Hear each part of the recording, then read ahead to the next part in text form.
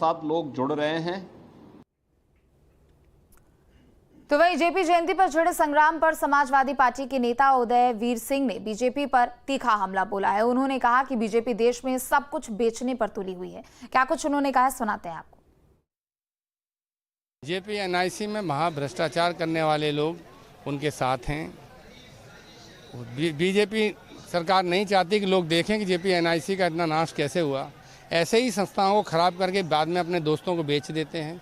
इस सब के कारण ये इनको लगता है कि जेपी एनआईसी में राष्ट्रीय अध्यक्ष जी जाएंगे तो वहाँ के लोग, दुनिया देखेगी, वहाँ पे जेपी के मूल्यों और आदर्शों पर चर्चा होगी। लोकतंत्र और संविधान में सरकार का विश्वास है नहीं। तो क्या लगता है अभी भी जाना होगा या फिर कभी ना अभी राष्ट्रीय अध्यक्ष जी बताएंगे।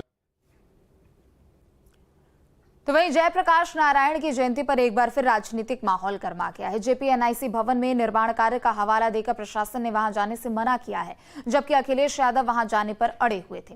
2023 में भी बता दें कि प्रशासन ने अखिलेश को रोकने की कोशिश की थी और तब वो गेट फांद कर अंदर गए थे। अखिलेश रात में ही जेपी सेंटर पहुंचे थे, जिसे टीन शेड से कवर कर दिया गया। तो वहीं यूपी सरकार ने अखिलेश यादव को जेपी कन्वेंशन सेंटर जाने से रोका तो सपा प्रमुख ने घर में लगी लोकनायक जयप्रकाश नारायण की मूर्ति पर माला चढ़ा दी। तो वहीं अखिलेश यादव ने कहा था कि JP Narayan national convention centre में माल्यार्पण करेंगे। अखिलेश को रोकने के पीछे यूपी सरकार का तर्क था कि बारिश के चलते जेपी एनआईसी में जीव जंतु हो सकते हैं, इसलिए माल्यार्पण करना वहां सुरक्षित नहीं है। तो वहीं सरकार ने सपा प्रमुख अखिलेश यादव के घर के बाहर भी बैरिकेडिंग की, तार बिछाए और फोर्स तैनात कर दी। जेपी एनआईसी के बाहर भी टीन की दीवार खड़ी कर दी गई। तो वहीं इन सब के बीच सपा कार्यकर्ता अखिलेश के घर में लगी मूर्ति सड़क पर ले आए। अखिलेश यादव घर से बाहर निकले और मूर्ति पर माल्यार्पण किया। उन्होंने जेडीयू चीफ नीतीश कुमार से अपील की है कि केंद्र की बीजेपी सरकार से वो अपना समर्थन वापस ले ले।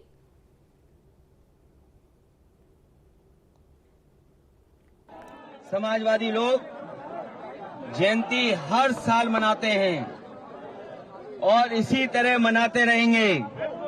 आज पुलिस ने रोका है, ये पुलिस कब तक खड़ी रहेगी? जैसे ही पुलिस हटेगी हम लोग फिर जयंती को मनाएंगे, वहीं पर मनाएंगे। Akhilesh Yadav attention seeking disorder के शिकार हैं।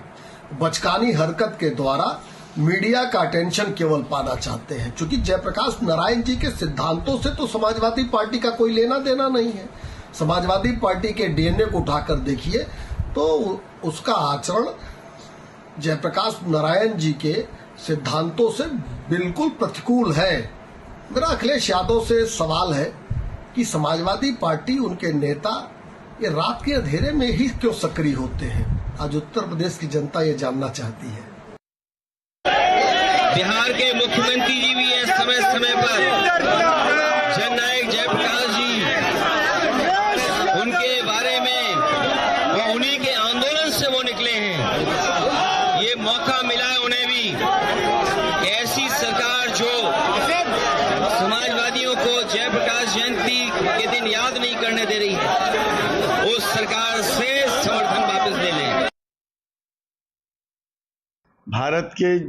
भारत रत्न जननायक जयप्रकाश नारायण जी की आज जयंती है और हर भारतवासी को उनके ऊपर गर्व है। उनकी जयंती मनाने का हर भारतवासी को हक है।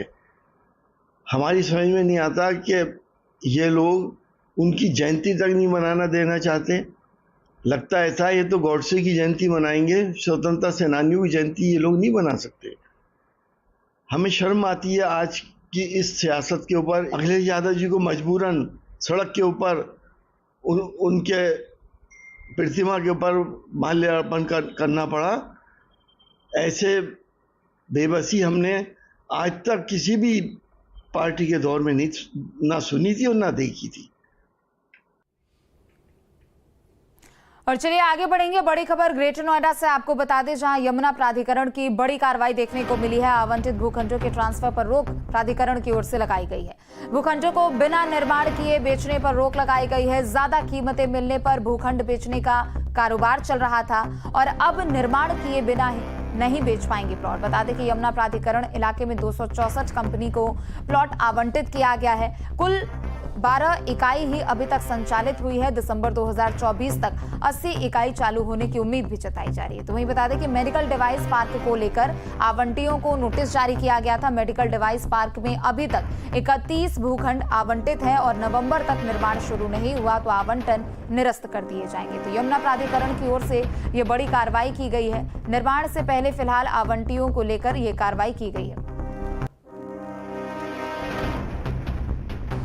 यमुना प्राधिकरण के दायरे में बनने वाले जेवर इंटरनेशनल एयरपोर्ट के साथ साथ यमुना प्राधिकरण इस इलाके को इंडस्ट्री हब के तौर पर विकसित करने जा रही है। अभी तक की बात की जाए तो 264 इंडस्ट्री के प्लॉट अभी तक यमुना प्राधिकरण द्वारा आवंटित कर दिए गए हैं, लेकिन आवंटन पाने वाले लोग अपनी कंपनी को संचालित करने के बजाय उन प्लॉट की खरीद फरोख्त में व्यस्त हैं। ज़्यादातर लोगों द्वारा आवंटित प्लॉटों को बेचे जाने की कोशिश की जा रही है या तो बेचे जा चुके हैं। ऐसे तमाम आवंटियों को लेकर यमुना प्राधिकरण के सीईओ ने नया नियम लागू किया है। अगर कोई भी अलॉटी अपने अलॉट प्लॉट पर निर्माण करने प्लॉट को बेचना चाहता है तो ऐसे तमाम प्लॉट की बिक्री पर पूरी तरीके से रोक लगा दी गई है। अभी तक की अगर बात की जाए तो 250 से ज़्यादा प्लॉट आवंटित किए गए हैं, लेकिन महज 12 लोगों द्वारा ही अपनी कंपनियों को शुरू कराया गया है। इसी तरीके से महत्वाकांक्षी योजना की अगर बात की जाए मेडिकल डिवाइस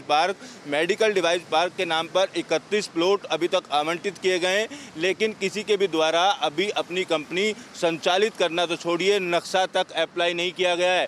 ऐसे तमाम लोगों को 15 दिनों के अंदर नक्शा अप्लाई करने और नवंबर तक निर्माण कार्य शुरू करने का नोटिस इशू किया गया है। यमुना प्राधिकरण के अधिकारियों का कहना है कि अगर तय समय में ये लोग निर्माण कार्य शुरू करके और कंपनी का संचालन नहीं करते हैं तो ऐसे तमाम लोगों के आवंटन को रद्द कर दिया जाएगा। वीडियो जर्नलिस्ट सुमित कुमार के साथ Amit Chaudhary, News State, Greater Noida. तो वही सपा अध्यक्ष अखिलेश यादव को जेपी की मूर्ति पर माल्यार्पण करने से रोकने को लेकर सियासत गरमा गई। इटावा में एसपी के जिला अध्यक्ष समेत एसपी पदाधिकारी धरने पर बैठ गए। जिला पंचायत अध्यक्ष अंशुल यादव ने बीजेपी सरकार पर जमकर निशाना भी साधा। उन्होंने कहा कि बीजेपी बेरोजगारी रोकने में नाकाम है। यूपी सरकार प्रदेश की कानून व्यवस्था को संभालने में नाकाम है। पूरे प्रदेश में भ्रष्टाचार फैला है, उसे भी रोकने में सरकार नाकाम है।